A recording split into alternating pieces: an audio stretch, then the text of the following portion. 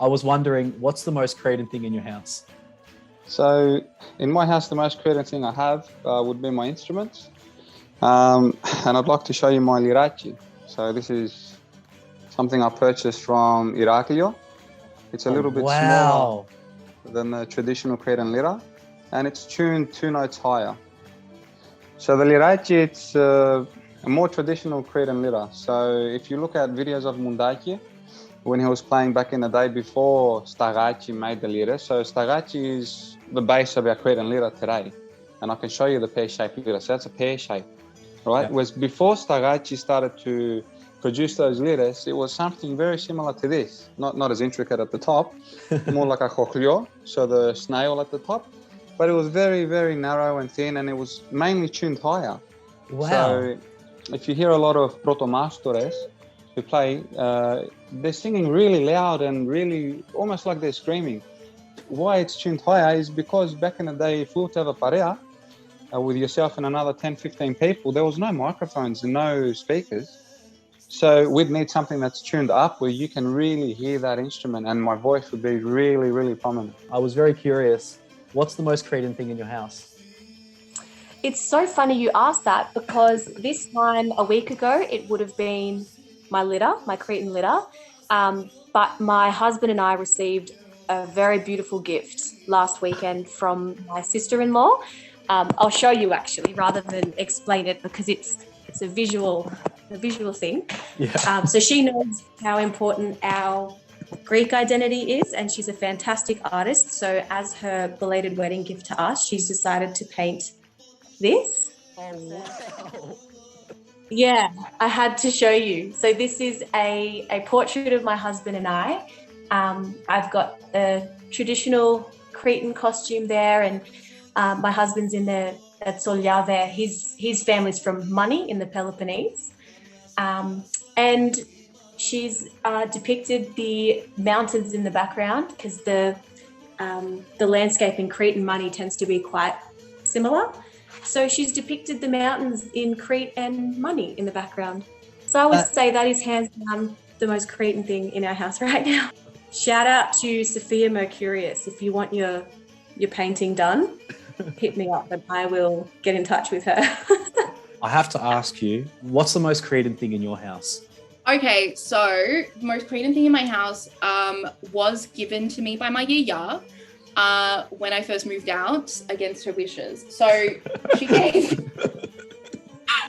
me, and we've spoken about it, this beautiful tea towel that she has definitely picked up off some stall in the back of Crete and pretended that she bought it for me specifically.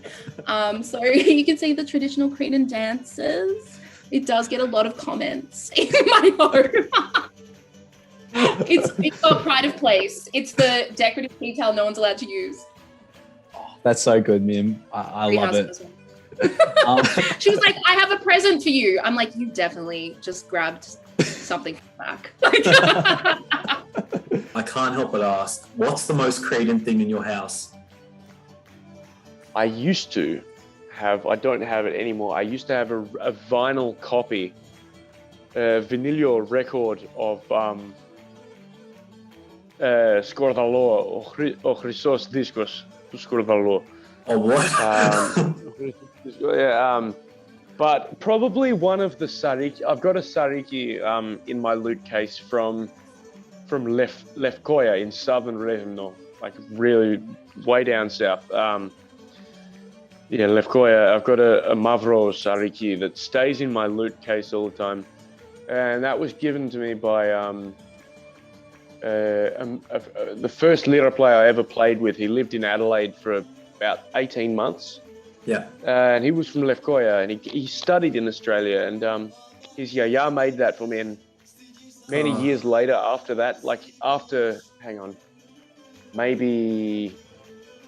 couple of years later, I went and we went to his choreo, and I met his family, and I'd learned to play a lot of the music from him. And his yaya gave me this black sariki, and it's always stayed in my in the auto.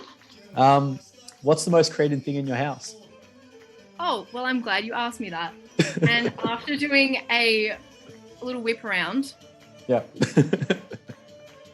it had to be this. Anyway, that's my little Cretan knife.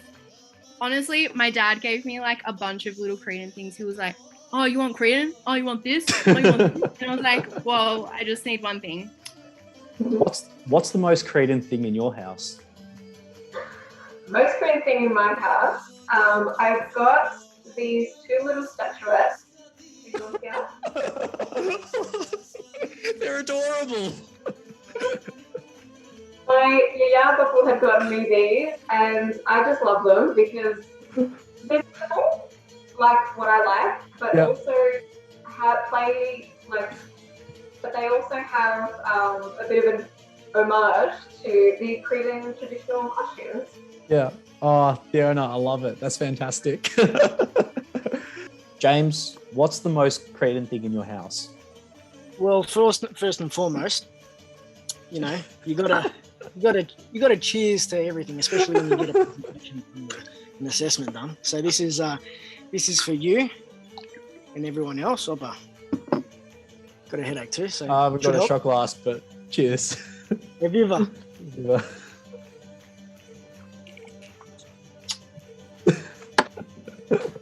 Next thing, it's not a dancing knife, but it's a knife in its own right. Nice Cretan one. So there's that as well. Some people may be able to remember it. That's what I used to cut my beard almost a year ago for the what do you call it, Movember. Yeah, of course. Classic. And one more thing that I was able to bring amongst everything else is my litter. So I want to show you the bow. Actually, I'll probably just keep it there. Oh, it's beautiful, James. I love it.